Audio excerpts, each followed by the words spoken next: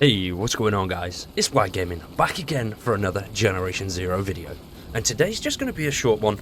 We're going over a few little things and some ways that you can prepare for the Landfall update and the base defense DLC, if you are buying it, that is. Now, subscribe to the channel, drop a like on the video, I greatly appreciate it, helps us grow a whole bunch.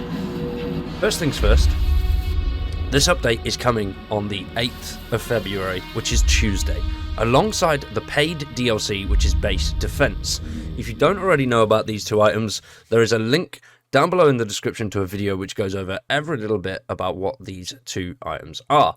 The Landfall update is definitely going to be one of the biggest updates we have seen in the game to date, including some machines. We're also going to be getting the weapon wheel, the plunger upgrade. There's a lot of stuff to come. Now, with the plunger upgrade being said, that brings me to my first point. The plunger upgrade is not something that's going to be given to us. What we're going to have to do is upgrade that with resources that we currently have. So, you're going to need a lot of resources. So I would recommend getting out there, farming machines, farming wood, farming every possible thing you can find. Because to upgrade these, we're going to be able to upgrade the dismantling station, which is the big blue one, and also the plunger, which we all know what the plunger is. The dismantling station will go up to 500 of a weight capacity, and the plunger will go up to 400.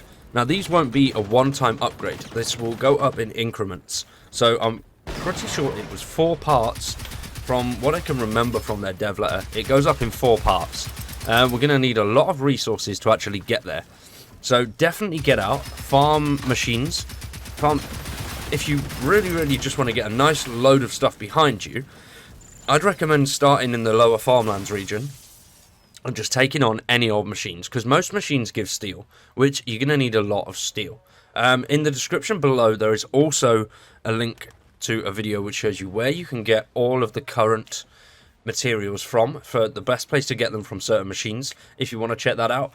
For me personally, I'm just going with literally random. I'm getting as much of everything as I can until I am full. That's going to be the best way to go about it, and nice, just keep everything nice and stocked, really. Now the next part is, we do know we are getting a new machine. Now, how this is going to tie into the current rival system is yet unknown. There has not been any announcement on that, but I have a feeling that they will be pumped up to rival levels, like the same as the rival system that we already have in place. And if that is the truth, then I'm hoping that's how it goes. I'm hoping they're not exempt from the rival system, and we can upgrade them into rivals, and then get better rewards from said machines, but we'll see what happens with that. I'm pretty sure we'll be able to. So if you want to go down that route, I would recommend clearing your map of rivals. Obviously that is really up to you, but we do know, as they have said, that the machines might be a little bit aggressive. They might not be on anyone's side. So if they do attack each other, you could have the possibility of you losing your rivals to the new machines. I don't know if that would happen, because obviously rivals are quite beefy, but from what we've seen and heard about this new machine so far, this is also going to be a big one. I have a feeling it's going to be the biggest machine we've seen today. It might not be. I've got my hopes set very high on the size of this thing, and I want it to be either the size of a tank or bigger than a tank, but we'll see what happens, really. And if it is bigger than a tank, then size isn't everything, but in Generation Zero, size is everything. The bigger they are, the beastier they are.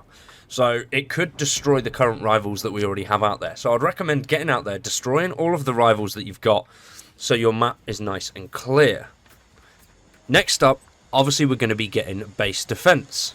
So if you are getting the base defense and you want to get straight into that, definitely get out, upgrade your forest region. So leave that region the only one with rivals. From the trailer that we have seen, it looks like the marshlands. So whether these machines will be stuck in the marshlands regions, or whether they'll be spread out evenly across the map, I don't know. But if you are going to take out most of the rivals, just leave the ones in the forest region, because then that gets your base defense ready. You can start it the second you jump in. You don't have to worry, and then you can test out all of these new pieces that we're going to be playing with on there, which is going to be a load of fun.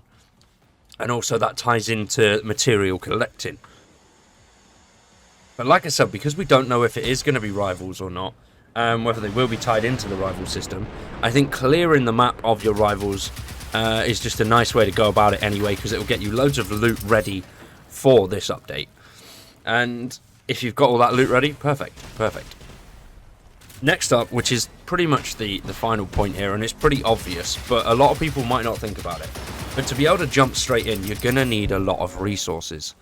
Go out there, farm your absolute nuts off. You need a shite ton of ammo, you need a shite ton of meds, and also a shite ton of grenades and consumables. So get out there, get all those, build them up. You need a nice stockpile of them, because then you're not having to run around like a madman to actually play the update. You know, if you've got everything prepared, then you will be ready for the Landfall update and the base defense DLC. So next up, there's preparing wise, there's not really much you can do, I don't think. I mean, for me, what I have done is I have written down what I want in this weapon wheel, because we've got 8 slots there. There's a lot of stuff we'll be able to put in and play around with. So you might want to collect stuff that you wouldn't normally use, because now you have got these 8 slots.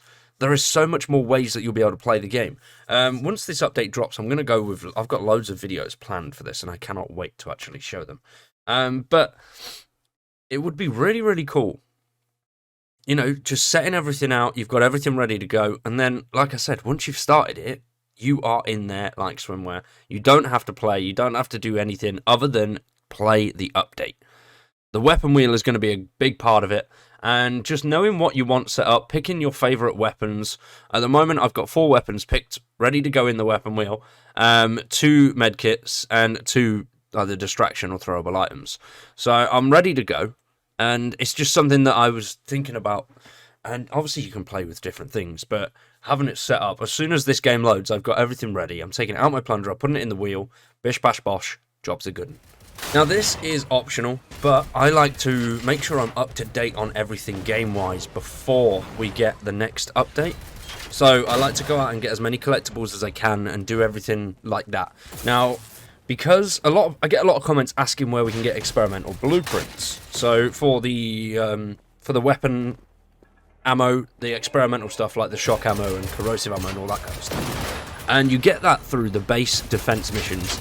I would suggest going on the hardest difficulty, because that is your best bet of getting one of these experimental schematics. Go from that, go to the hardest point, get as many as you can through that. Obviously at the moment you do have to farm your region a little bit to play it. Hopefully that changes with the update. They haven't said anything about it, but I know myself and a lot of other people don't like the fact that it's locked behind having to farm a region. But obviously still farm it, because it might not change. You never know. The higher level that the forest region is, if you can get it to the max region level, then absolutely sweet. That'd be great. See what happens there, and then you should be able to get 2, maybe 3 plays in before you have to go and farm a region again. But yeah, get out there, get those schematics. Some people aren't too fussed about collectibles, but I always get the collectibles and stuff. And I've also got all of the other weapon and clothing schematics that are currently out there. I will put the links to them in the description as well if you want to check them out. But for today, ladies and gentlemen, that is it from me. And that is how you can prepare yourself for the Landfall update and the base defense DLC. I'm absolutely buzzing for this. We'll see you all on Tuesday on release time. Thank you for watching. I've been Wide, you've been awesome, and we'll see you in the next one.